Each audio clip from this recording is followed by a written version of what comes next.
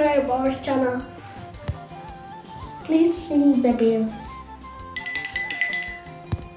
Please like, comment and share with your friends. This is Go English. Thank you very much. Hello viewers and listeners. Thank you very much for your attending our video series on our channel Go English with your children. Today I would like to ask you some questions as brainstorming concerning Evan's video retold last week. My first question is, what have you or your children learned from Evan's retold story? What are language related and non-language related contents you identified or your children identified? Have you ever initiated your children to listen and retell or try the story in a way? Have you started giving time to yourself or your children to learn English through story? And what do you think the listeners or viewers can learn from this retold story? Basically, you can classify the contents of learning into two: linguistic or language related and non-language related contents. Because the story told contains whole areas, whole aspects of the language. For example, how Evan retold the story, the first important point is his body language. Evan, in his retold story, he told the story live-like. He's highly excited and his retelling is initiative. He replay and look at his face and body parts while he was re-narrating. His body parts were again talking and accompanying his speech or retelling. When you speak or tell or retell any story, our body language should speak meaningfully. Our hands, our shoulder, our facial expressions, etc. should normally accompany our speech.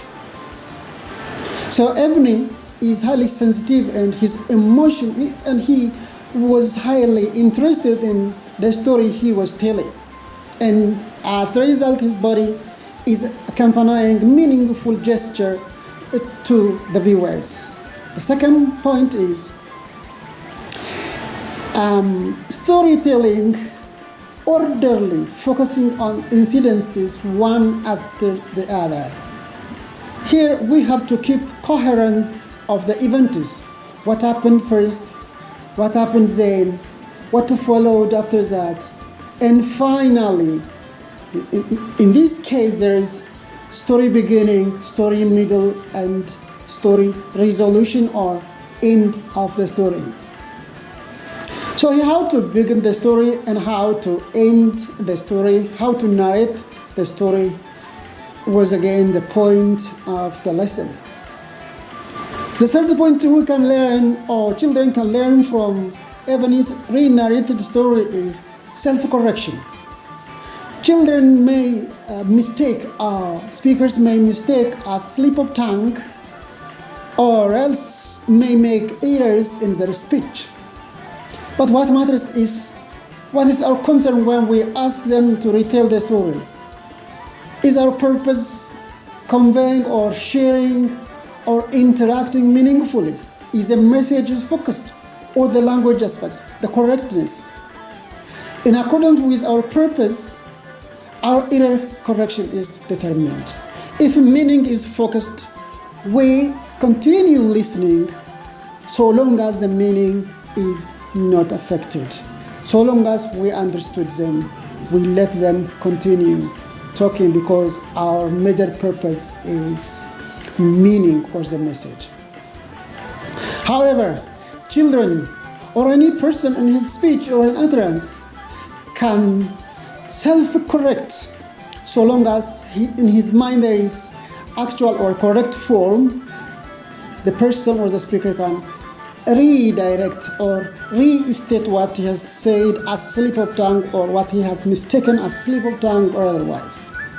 So here Evan is self-corrected. For example, what he said is, he mistook with article, the use of article. And they said, an oil, a oil, then an oil. He said again, this is because the first sound of oil is O sound, and he was conscious about the vowel sound begins in singular form text and rather than A and Z. So he self-corrected and he said first a oil, then automatically he corrected an oil. And whether an oil is correct or not, that is another entity, but he tried to self-correct. In language learning or struggling retelling story, there is their own effort of self-correction. We have to give chance for them to self-correct themselves. The other thing is using both language grammar and language function integrated way. Here, Ebony is telling the story in full size, conveying the message or what was happened in the story and using the language as well. So therefore, both language form and language function simultaneously used and can be learned. The next point is how to begin the story and how to end the story. For example, when we start telling the story, the beginning phrases, for example, one day, long ago, once upon a time, there was or there were, okay? So here, long ago and long ago have a big difference in terms of time parameter, but both of them show us past events. The speaker is going to tell us about past events. Long ago, once upon a time, one day was opened. That was past event and accompanied with past tense expressions. So here in Ebony's retold story, we can deduce that, we can notice that how to begin the story. Here, his first expression was one day, and simultaneously, one can use or else. Instead of using one day, one can alternatively use long ago, long ago, once upon a time, there was, and continue in such a way telling the story. So the second point is the content aspect or the message. We saw here arranged incidents in plot or events in chronological order from his retelling. And we also learned something that is moral lesson. Okay? So the language aspect, the tense aspect here, in retold story or in narrating story, we use past tense, special simple past tense. Here in Ebony's retold story, there were different types of past tense forms or verbs, but some are regular and some are irregular. From regular verb form that take ed at the end of the root form, like he knocked at the door. Ebony says he knocked at the door. Knocked. Marked the door. When we come to irregular verbs, in Ebony's retold story, there were even came, the past of come, went, the past of go, gave, didn't know, that is did, now knew, and saw, etc. There are several words or verbs that are regular and irregular. The other point is here possessive adjectives that modify a noun, or possessive adjectives and possessive pronouns. The possessive adjectives indicate its ownership. Here, Ebony used in Guava English, our treasure, his home, Alibaba's wife. Here is apostrophe S apostrophe, and the pronouns his, our, my, your, her, and the like. The second point is subject-verb agreement. are plural singular nouns again. In this case, even you said 40 thieves. This is irregular form of plural. The singular form is thief. Thief, thieves. Knife, knives. Leaf, leaves. These are some forms of irregular noun forms of irregular words. The second is word categories. These are nouns, pronouns, adverbs, preposition, conjunctions, and the like. All language aspects are included within retold story. So why do we talk about this more? Why we have concentrated about this? In language acquisition, children are exposed to all the language entities. They pick up the grammar aspect. But in here, an integrated manner which enhances language acquisition and language learning. In our channel, we never give up.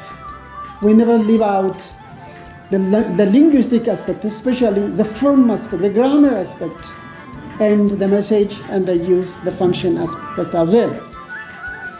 So therefore, always we have to expose our children at home so that they can retell the story. They can pick up the moral aspects. We may ask at the end of their narration a few questions about what they have come across within the story, what they understood from the story, and what content is, what message, what moral aspect is, what word categories, what vocabularies they identify, they come across. And we may teach them 2 or 3 new words so that day after day, I+1, they can add 1 or 2 words subconsciously. And they practice fluency. And they practice how to make eye contact with audiences. They can practice developing confidence. They can practice how to present the ideas. They practice how to generate idea again. Think critically when they go through the moral aspects and the linguistic aspects in the story. In short, retell the story and retelling the story is very important for children in order to acquire the language and as well as acquire non-language aspects, moral aspects, social aspects. By the way, when children retell the story to their friends or their siblings or their parents, they acquire again socialization. They acquire again skills of listening, taking turn, replaying, and creating mental image.